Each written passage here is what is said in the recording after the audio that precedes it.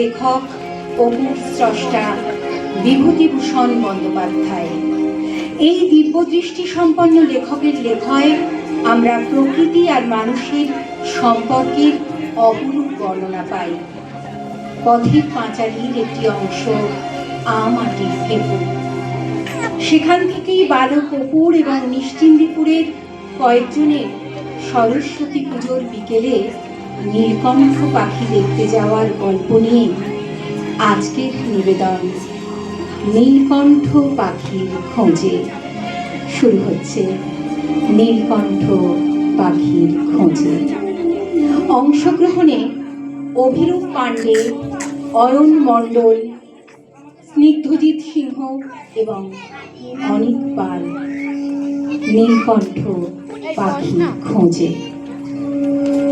ওরে হরি, ভূষণ গোয়ালার কলা বাগানটা তোমরা কি ফের জমা দিয়েছো নাকি?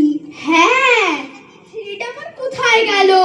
ও খোকা, খোকা, এই যে আমি যাই। আবার পিছিয়ে বলের মধ্যে নাও, এগিয়ে চলো। বনের মধ্যে কি গেল বাবা? বড় বড় কান। বুঝলে নবীন, খোরশেদের মাঠের পুকুরে এবছর যা বড় বড় মাছ হয়েছে, একদিন ধরতে গেলে হয়।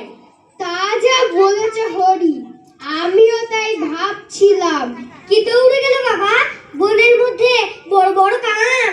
কি জানি বাবা, তোমার কথা উত্তম দিতে পারে রে। সে বেরি অব্দি শুরু করেছো, এইটা কি ওটা কি, কি গেল বনের মধ্যে তা কি আমি দেখেছি? নাও এবার এগিয়ে চলো দেখি। আচ্ছা বাবা। বরং এক কাজ করো, মাছ যদি ধরতেই হয় তবে বয়সার বিলে একদিন চলো যাওয়া যাক। পুপাড়া নেপাল পাড়ুই বাজ দিচ্ছে, রোজ 1.5 মণ 2 মণ এইরকম পড়ছে। 5 নিচে আর মাছ নেই। শুনলাম একদিন শেষ রাত্রিরে নাকি বিলের একেবারে মধ্যেখানে অথই জলে শাঁ শাঁ করে ঠিক যেন বকনা বাছুরের ডাক। বুঝলি? তাই অনেক কেলে পুরনো বিল, গহীন জল।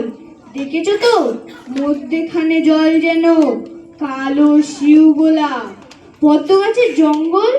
কেউ বলে রাঘব বোয়াল, কেউ বলে যক্ষী। যতক্ষণ না ফর্সা হলো ততক্ষণ তো মশাই নৌকার ওপর সকলে বসে ঠক ঠক করে কাঁপতে লাগলো। ওই যাচ্ছে বাবা, দেখো বাবা, ওই গেল বাবা বড় বড় কান। ওই কাটা কাটা কাটা। আহ, বড্ড বিরক্ত করছো দেখছি তুমি। বারবার বারণ করে দিচ্ছি তাও শুনছো না। এই জন্য তো আনতে চাচ্ছিলাম না। কি গেল বাবা? কি তা আমি কি দেখেছি? শুয়োর হবে বোধহয়। নাও চলো, রাস্তার ঠিক মাঝখান দিয়ে হাঁটো এবার। শুয়োর না বাবা, ছোট্ট যে। আচ্ছা আমি বুঝেছি, চলো এবার। ও হলো খরগোশ খোকা, খরগোশ। খরগোশ, কি মজা! নীলকণ্ঠ পাখি কই বাবা? কই নীলকণ্ঠ পাখি? ওই যে বাবলা গাছ, ওইখানে সে এক্ষুনি বসবে, দেখবে কি সুন্দর দেখতে। ওই যে নীলকণ্ঠ পাখি।